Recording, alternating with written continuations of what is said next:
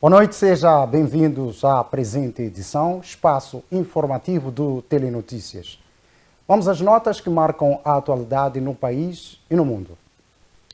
Fora de portas, o presidente da República, Daniel Francisco Chapo, e a sua comitiva estão de visita aos Estados Unidos, onde discutem questões ligadas à dívida pública interna e externa.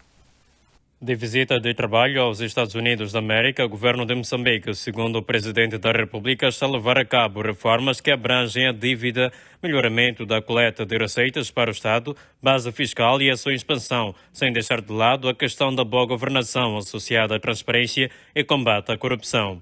São esses os temas que foram colocados na mesa de discussão daquele país norte-americano. No meio do conhecimento público, a questão relacionada com a dívida pública, interna e externa, a questão relacionada com a necessidade de melhoramento da coleta de receitas, o alargamento da base fiscal e também a boa governação, a transparência, o combate à corrupção que estamos a levar a cabo.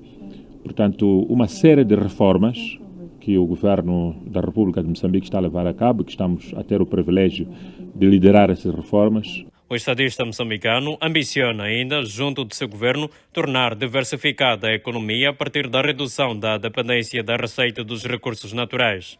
Para o chefe de Estado, a saída de Moçambique da lista cinzenta marca um passo importante para o país. Como é do vosso conhecimento, neste momento a nossa receita é muito baseada em recursos ligados a hidrocarbonetos, principalmente o gás, e também é do conhecimento de todos que a situação do país está a melhorar. Saímos, portanto, da lista cinzenta, o que é um passo bastante importante para Moçambique. E no que diz respeito ao teatro, ou melhor, cenário econômico, há sinais de recuperação, de acordo com as palavras de Chapo, que afirma ainda o seu desejo em ver o crescimento beneficiar ao país. Crescermos, portanto, de forma sustentável, e que este crescimento e desenvolvimento econômico possa beneficiar o povo moçambicano. Esta é que é a nossa visão e, felizmente, o FMI comprometeu-se a nos dar o apoio nesta nova visão e nestas reformas que estamos a levar a cabo. Daniel Chapo também se mostrou satisfeito pelo fato do FMI estar a colaborar positivamente com Moçambique e pelo acolhimento do programa econômico que visa promover estabilidade, crescimento inclusivo e desenvolvimento sustentável. De volta ao país, o secretário de Estado está a desenvolver várias atividades de fiscalização ao longo da costa, visando desencorajar a prática da pesca ilegal, realizada em grande parte de forma insustentável. O secretário de Estado do Mar e Pesca esteve na Zambésia e conversou com os pescadores.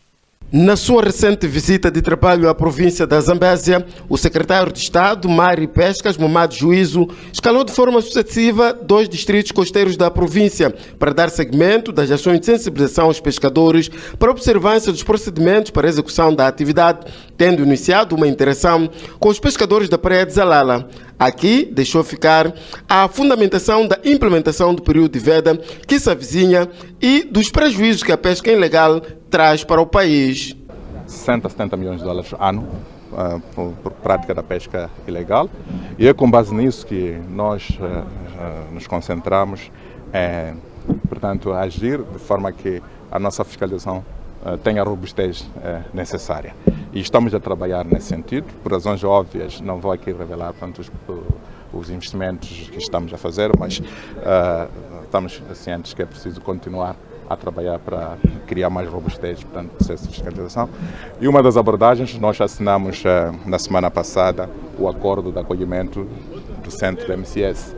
O Centro da MCS é um centro de vigilância e fiscalização, monitorização da pesca, portanto, que construímos na Catembe. Estamos já no processo de finalização para o seu equipamento, para a vigilância, portanto, do mar no geral, para assegurar que a pesca ilegal seja severamente combatida, desencorajada. Tendo de seguido para o distrito de Namacura e neste ponto, tendo diálogo interpessoal como a ferramenta para deixar ficar a consciencialização dos pescadores no Centro de Pesca de Macuzi.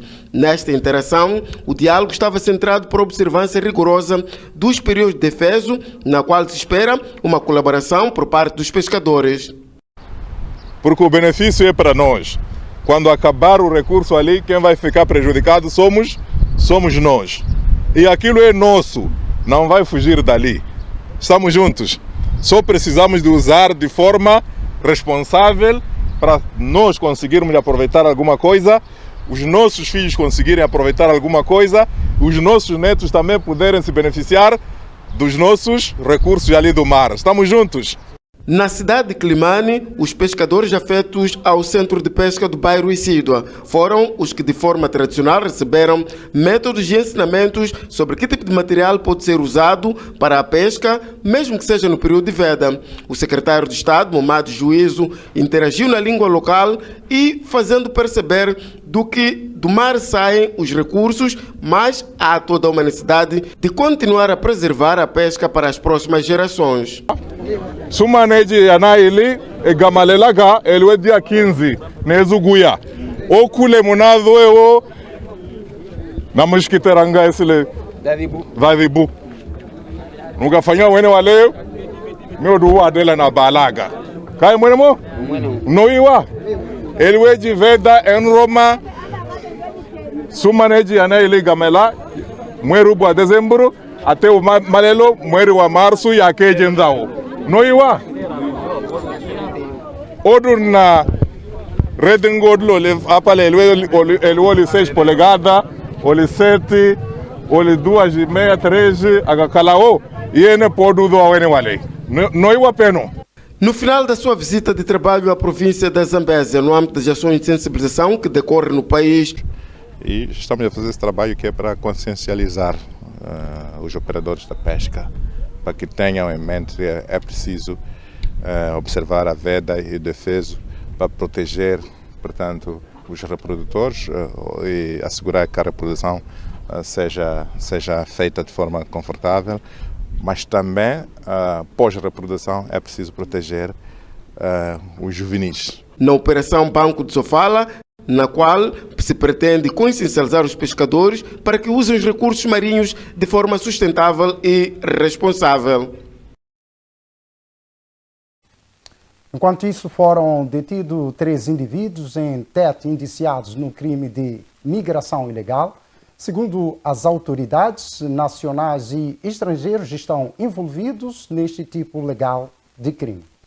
O fato se deu no posto de controle quilômetro 18, quando 3 indivíduos de nacionalidade somal foram interpelados, pois os mesmos atuavam como facilitadores de travessia fronteiriça para imigrantes ilegais, usando como meio de transporte motorizado.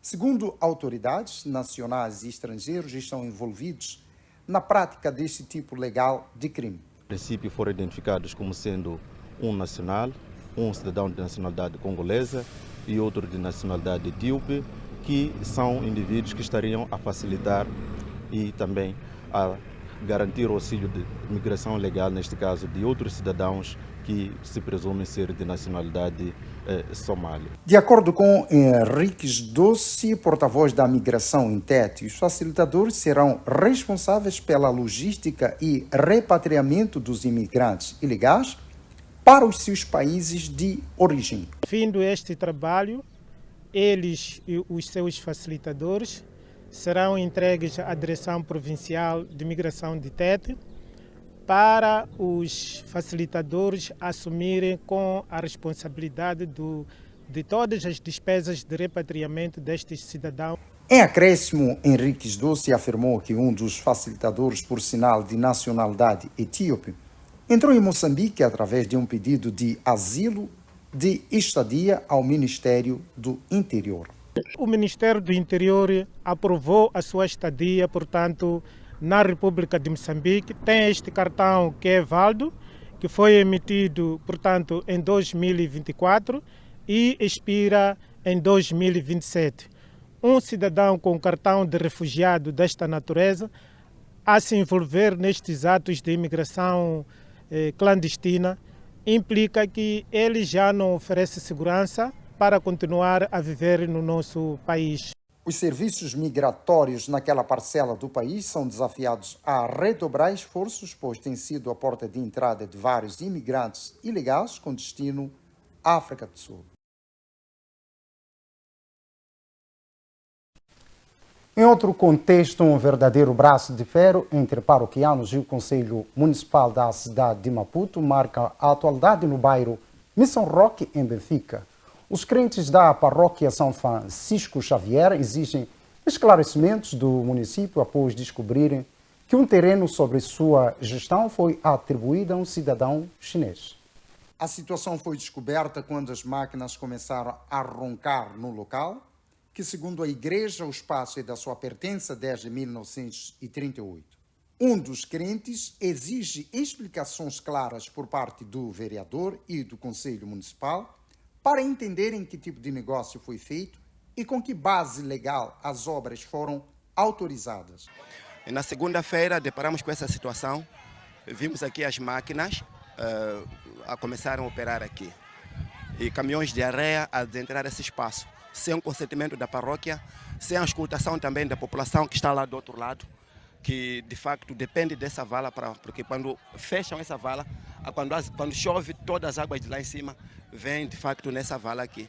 E de repente estamos a ver, eles estão a enterrar e ninguém nos dá explicação, estão a expulsar as senhoras aqui da Machamba, não dizem nada e hoje decidimos como paroquianos virmos aqui e impedirmos para que as obras avancem. E quem são essas pessoas que estão a fazer essas obras? São chineses em colaboração com alguns nacionais nossos. E eles estão a mando de quem?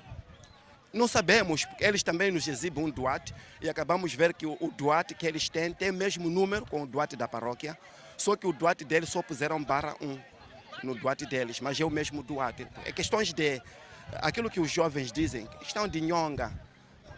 Trata-se de um negócio sujo que eles trataram para de facto poderem usurpar o terreno da igreja. E este espaço, para que é que serve? Esse espaço nós queríamos construir uma universidade aqui com o Padre Emílio e o município pediu para que parássemos com a obra, porque esse espaço aqui estava a servir para a retenção de água. Ainda de acordo com o mesmo, os fiéis merecem esclarecimentos detalhados sobre a cessão do terreno, que sempre foi utilizado para fins religiosos e comunitários. Merecemos também de uma explicação, que nos expliquem realmente o que está a se tratar com a obra, porque a obra é nossa, toda a sociedade sabe que esse espaço pertence à paróquia São Francisco Xavier do Benfica, Igreja Católica. Mas de repente estamos a ver eles a usurpar o espaço sem nenhuma explicação. Queremos uma explicação do próprio vereador, do presidente do município, para nos explicar realmente que negócio está a se tratar, afinal, com esse espaço. Por sua vez, Cidália Pali, membro da paróquia São Francisco Xavier de Benfica, disse estar indignada com a situação, lembrando que a igreja foi impedida de construir uma universidade no local, sob o argumento de que o espaço serviria de drenagem, o que torna o caso ainda mais polêmico. Há dias descobrimos que estava cá alguém a usar o nosso espaço, sem antes comunicar com a paróquia. Procuramos saber o que estava a acontecer e foi sem resposta. Falou-se com o Conselho Municipal, que por sua vez disse que não tinha nenhum conhecimento, não tomou conhecimento do que estava a acontecer, sendo que o chinês que está aqui a usar o espaço diz que tem um doate deste espaço, mas o que a igreja sabe é que o espaço tem um doate desde 1938. Nós temos a história desta área toda, que chamam de cova. Nós somos os herdeiros desta cova. Queremos saber o que está a acontecer. Cidália afirmou ainda que a tensão agravou-se quando um padre foi agredido por um cidadão moçambicano, alegadamente em defesa dos novos ocupantes do terreno. Nós pedimos apenas que o comprador nos mostre o vendedor do espaço. Nós vamos saber como lidar com o vendedor, mesmo que seja alguém da igreja. O que nós queremos saber, quem nós queremos conhecer é o comprador do espaço. E como é que ele conseguiu, como é que o Conselho Municipal concede espaço e concede doate sobre um outro doate, porque não é um doate do ano passado, é um doate de 1938. De repente apareceu não sabemos quem ele é, só que acho que alguém disse para o padre que ele era um dos compradores. Só que quando nos dirigimos a ele, para falarmos com ele, simplesmente atacou o padre. Ele atacou o padre. Nós, como paróquia, tiramos ele daqui, ele agora está lá. Importa lembrar que o município teria justificado a atribuição do espaço a agricultores locais para promover o autossustento das famílias, uma decisão que a Igreja considera injusta e contraditória. E no norte do país, cansados de roubos e agressões, moradores do bairro de Currupeia, nos arredores do Conselho Autárquico da cidade de Nampula, silenciaram um suposto ladrão que semeava terror naquele bairro. Currupeia acordou super agitada por conta de um corpo estatelado a mim atrás e sem sinais vitais. Este, segundo informações dos populares, tanto foi espancado durante a calada da noite e perdeu os sentidos até perder a vida. Portanto, é possível notar as imagens de populares curiosos que aproximaram para perceber de perto o que é que efetivamente terá acontecido com este cidadão. E vamos ouvir aqui um dos cidadãos que se junta à antena para poder trazer alguns depoimentos relacionados com esta morte que tanto acolheu os populares de surpresa. Neste bairro aqui sempre nós estamos a sofrer de roubo. Sim, então, quando nós encontramos esse tipo de gênero de pessoas assim, acabam sendo espancados. Não sei mais contar outra coisa, só isso só que eu ouvi. Fazer como? É preciso. Porque morreu no serviço dele. Que olha assim, essa pai é horrível, na tarde uma live, onde vai o rio, não vai haver. Mas vale a pena vai para aí. Bandeira por cá, qual é que eu era muito com roa que eu rio. Até o fecho da nossa reportagem, a equipe de Serviço Nacional de Investigação e Criminal, nem a polícia, esteve no terreno para poder fazer os trabalhos de perícia. Mas há informações que estes encontram-se a caminho para poder fazer o seu trabalho e, a posterior, a remoção do corpo sem vida que encontra-se aqui estatelado. As imagens foram capturadas por Camões Manuel Cortez Simulha, da capital do norte do país. De volta à capital do país, foi realizada uma avaliação de defesa contra desastres naturais em Maputo, que tem assolado o país com vista a reforçar a resiliência climática com base na realidade atual, desde a resistência das infraestruturas até a disponibilidade de recursos materiais. A avaliação irá abranger as demais cidades e distritos tais como a cidade da Beira, distrito de Búzios, Choco e Mapai, que têm sido afetados por diversos tipos de desastres naturais. Já em Maputo, o desespero das famílias prevalece, pois assistiram em suas residências sendo engolidas pelas águas há mais de 2 anos e até ao dia de hoje a situação é a mesma. E há bairros que cada ano o nível das águas vai subindo, vai atingindo mais áreas. Então, é preciso que se resolva isso de base. Não, há um trabalho que está sendo desenvolvido agora com o JAICA, o município e o INGD, no sentido de encontrar formas de fazer drenagens. Por outro lado, o INGD frisou que a questão da redução da vulnerabilidade às mudanças climáticas observa várias dimensões. A questão de redução de vulnerabilidade climática, ela observa várias dimensões. Estamos a falar desde a questão do aviso prévio, que é o Instituto Nacional de Meteorologia, estamos a falar também da questão de respostas a emergências, que aí já temos vários atores, incluindo as organizações da sociedade civil e as organizações das Nações Unidas, mas também temos atores governamentais. Importa lembrar que são mais de 300 famílias abrigadas nos centros de acolhimento localizados no bairro de Maguanin A, Lene e Ferroviário, sendo que alguns deles foram beneficiados pela entrega de espaços em Matutuíne.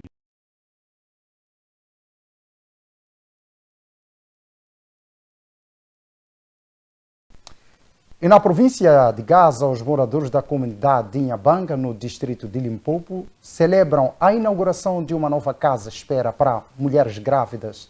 A infraestrutura traz mais segurança, dignidade e esperança às futuras mães da região. Para a construção da nova unidade foram investidos cerca de 4 milhões de meticais, um valor que reflete o compromisso das autoridades com a saúde materna e a redução das complicações no parto. Mulheres que antes percorriam longas distâncias à procura de uma maternidade agradeceram pela obra, sublinhando que a casa-espera vai salvar. Fazer muito mal porque, como mulher grávida, tem que ir no Prado Belém, Zonguena, mas de ir com pé. Não precisamos de ir mais para Belém, subir carros, para as combanes, para dar partos. Significa muito para nós termos uma casa nova, casa que é só das mulheres. Isso é muito para nós. É seguro. Estou feliz, muito feliz. A direção hospitalar de Inhambane apela aos moradores e profissionais de saúde para que façam uso responsável do edifício, garantindo a sua durabilidade e boa manutenção.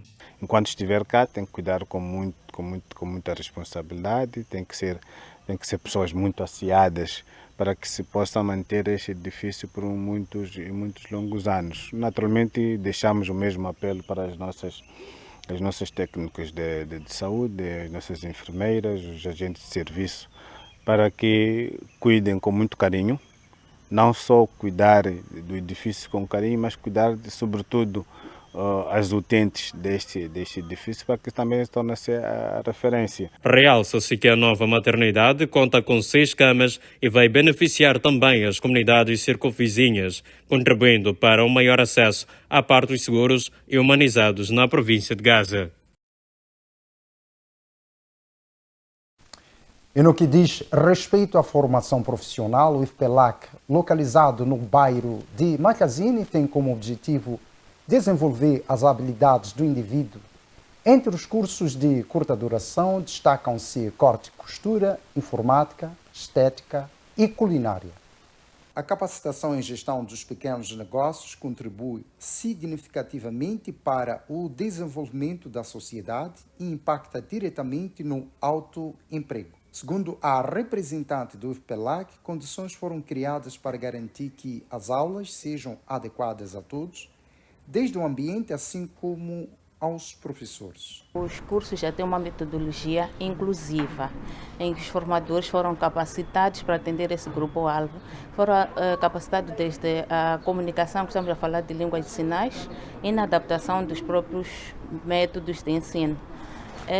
Também foram adaptados os ambientes, estamos a falar das salas de aulas, os corredores, com o corrimão. Por sua vez, Lucinda Joshua, uma das formandas, diz ter escolhido o curso de culinária para aperfeiçoar as suas habilidades. Termos bolsa para fazer o curso. Eu fui a primeira, eu disse, eu quero o curso de culinária. Colegas perguntaram, queres curso de culinária por quê? Porque você já sabe cozinhar. Eu disse, não, ainda me falta fazer bolos. Tem bolos para pintar, sei lá o que, ainda não tenho aquele dom, não sei pintar.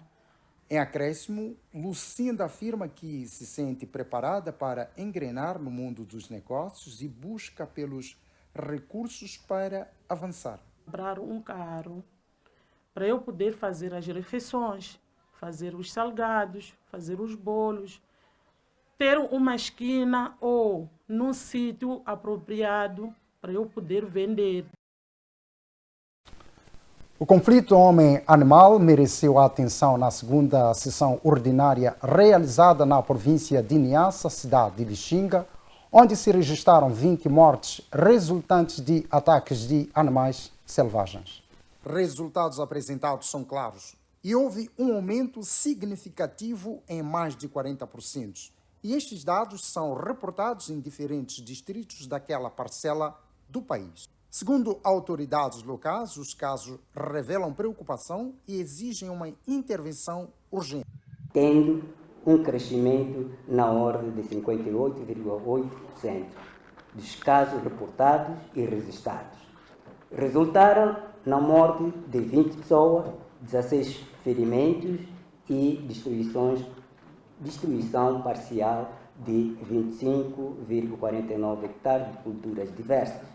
Em acréscimo, o Conselho Executivo Provincial do Niassa afirmou que já estão em curso ações de intervenção para mitigar a situação que apoquenta a sociedade naquele ponto do país. Dos 27 casos reportados e registrados, 15 foram intervencionados através das brigadas de afrouxamento e ainda capacitados 2 caçadores comunitários nos distritos de Marupa e Maua, tendo sido abatido 15 animais problemáticos em defesa de pessoas e seus bens. Importa lembrar que várias são as origens dos ataques, desde a invasão do espaço selvagem, como também a existência de animais problemáticos expulsos dos seus grupos.